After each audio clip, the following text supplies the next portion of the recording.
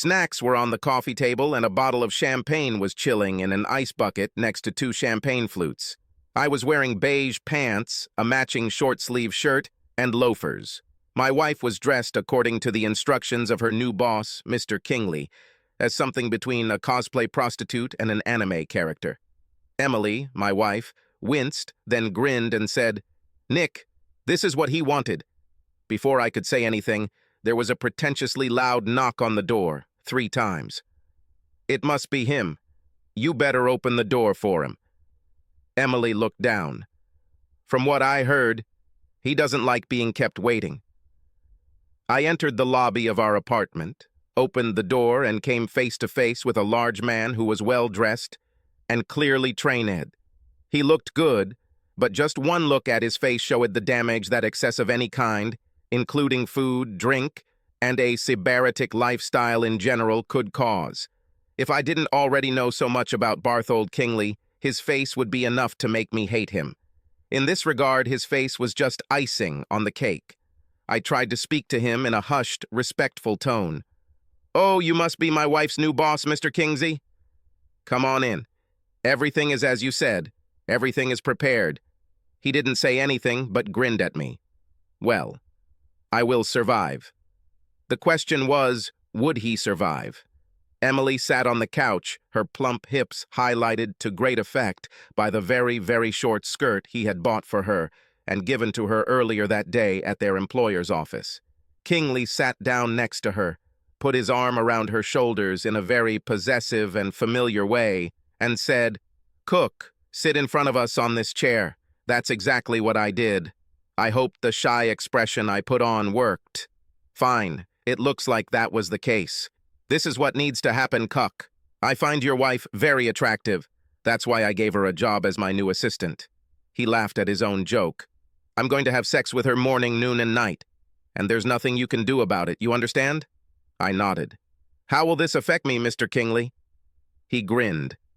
You won't have sex with your wife. I nodded. I looked upset.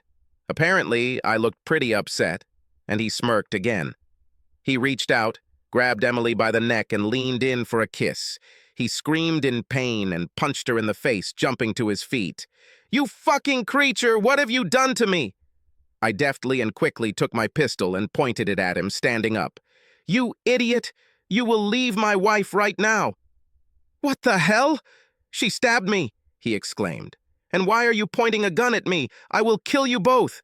"It's a silent pistol, and it will kill you, but more silently than most other pistols." He moved away from Emily, and I noticed a blood stain on his right side. Yes, she really stabbed you. She used an ice pick. Not the climbing ice axe used to kill Trotsky, but the bartender's modified ice axe. He shouted, "I don't give a damn about fucking history lessons. I'm going to call the police on you two psychos." I shook my head. In fact, no one will call the police. You see, my wife's name isn't actually Ashley Jones, and she's not actually a secretary. We are a team of hitmen, husband and wife, and we have been given a contract to eliminate you. His face turned pale. But why? What have I ever done to you? I shrugged. Nothing. But it's not that. We were hired to bring you down because of what you did to someone else. While this was happening, Emily tied his hands with plastic police-style ties. To whom? Why do they want me dead? Emily spoke. Do you remember the job you got as a manager at Cranbrooks a few years ago? There you also pulled off your cuckold trick. But the girl you were targeting, Liz Foster, felt so guilty about helping you turn her husband, Tim, into a cuckold that she had a nervous breakdown and ended up in a mental hospital, leaving Tim to look after their 3 children, who are under 5 years old. But I never forced her to do this. And why does Tim want to finish me off? I intervened. Tim has nothing to do with this.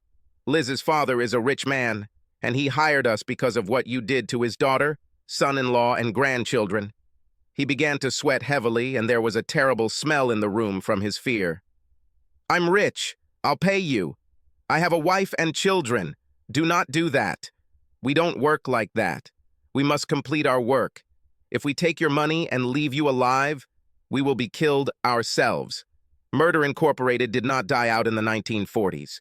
She regrouped and is still working in the United States, and abroad for the right money. Besides, Liz and Tim have kids, but you didn't give a damn about them, did you? With Emily's help, I gagged him, and we managed to sneak him down the stairs to our car. We had the foresight to rent a suitable apartment. He tried to resist, but after wearing him down, we were able to get him into the trunk of our car without further difficulty. We drove to a prearranged location outside the city, and I opened the trunk. He was dirty, so the stench was not pleasant. "Do you want to make peace with your God? Hey, I'm a psychopath, but I'm not a monster, okay?" He said something offensive, and I pulled the trigger. After this, there was silence. We closed the trunk again.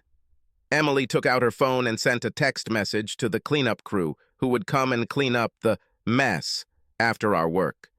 Each has its own specialized functions. We did ours, they will do theirs. We hid a motorcycle nearby, which we usually used to return home. Well, to what was our home for this operation. Obviously, the police were interested in the disappearance of the recently appointed manager without a trace. They asked his colleagues what they thought of him. His newly appointed secretary, Ashley Jones, shrugged and told police, "I'm not entirely sure. He was like many sales managers I've met over the years, a little pompous and very arrogant. When they probed him a little deeper, they discovered that, although he had only been working here for a couple of months, he had already developed several ways to deceive his new employer, and that the wife and children in the East, who he said would join him, were not existed. In fact, several years ago, his ex-wife obtained a restraining order preventing him from even having contact with her and the children. We cleaned out the apartment while we waited for the forensics team to visit, and 2 months later, Ashley Jones handed in her 2-week notice because her husband had gotten a new job in Florida, and we terminated the lease.